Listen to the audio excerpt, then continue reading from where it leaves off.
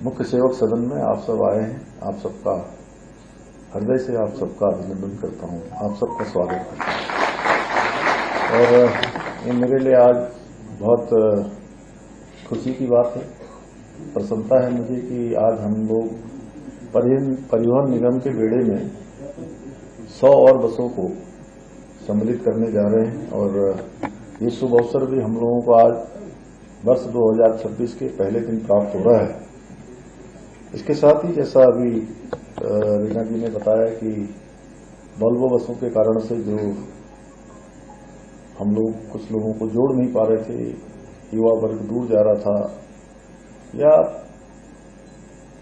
जिस प्रकार की भौतिक सुख सुविधाएं, जिस प्रकार का एटमॉस्फेयर है, उसको ध्यान में रखते हुए 10 एसी बसें और 2 स्लीपर बसों को भी आज जनता को समर्पित कर रहे हैं।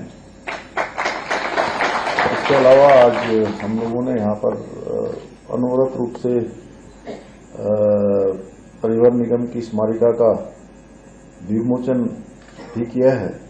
इसके साथ ही आज निगम के कुछ लोगों को सम्मानित करने का भी कार्यक्रम है, जिन्होंने बहुत कठिन परिस्थितियों में और सच में जहां आवश्यकता थी वहां उन्होंने काम किया है।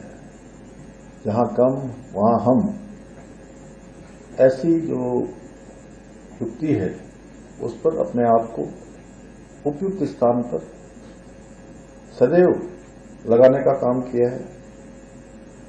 भाइयों बहनों, आज परिवहन निगम के बेड़े में शामिल हो रही अत्याधुनिक तकनीक से युक्त नई बसें हमारे राज्य के परिवहन तंत्र को और मजबूती देंगी और मजबूती प्रदान करेंगी और यात्रियों को लिए सुविधाजनक होंगी, क्योंकि हमारे प्रदेश में अनेक प्रकार के अलग अलग वर्गों के लोग आते हैं।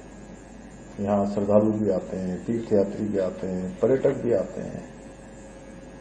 लोग यहाँ पर बड़ी संख्या में अपने शिक्षण के लिए भी आते हैं। हमारे काफी देश भर के बच्चे लाखों की संख्या में अनेक इंस्टीट्यूशनों में पढ़ते हैं, अनेक विद्यालयों में पढ़ते हैं, बोर्डिंग स्कूल्स में पढ़ते हैं।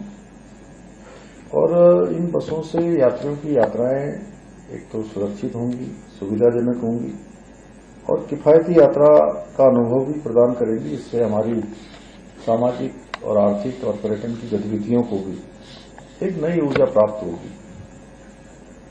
हमारे राज्य की भौगोलिक और आर्थिक परिस्थितियां अन्य राज्यों की तुलना में बहुत ही चुनौतीपूर्ण है। हमारे राज्य में जहां एक बड़ा पर्वतीय क्षेत्र है, जहां ऊंचे पहाड़ हैं, वहीं गहरी घाटियां हैं, वहीं दुर्गम और सुदूरवर्ती ग्रामीण क्षेत्र भी हैं, जो परिवहन सुविधाओं के लिए परिवहन निगम के नेटवर्क पर ही निर्भर रहते हैं। कितना सारा स्थान है, आप देखिए। अगर परिवहन निगम की बसें वहां के लिए एक तरह से लाइफ लाइन का काम भी करती है, लाइफ लाइन की तरह करती है। ऐसे में एक प्रभावी परिवहन तंत्र न केवल नागरिकों की सुविधा के लिए अत्यंत आवश्यक है, बल्कि हमारी अन्य गतिविधियां, दैनिक जीवन में होने वाली अन्य गतिविधियां हैं, आर्थिक गतिविधियां हैं, उन सभी को बढ़ाने में सहायक होता है।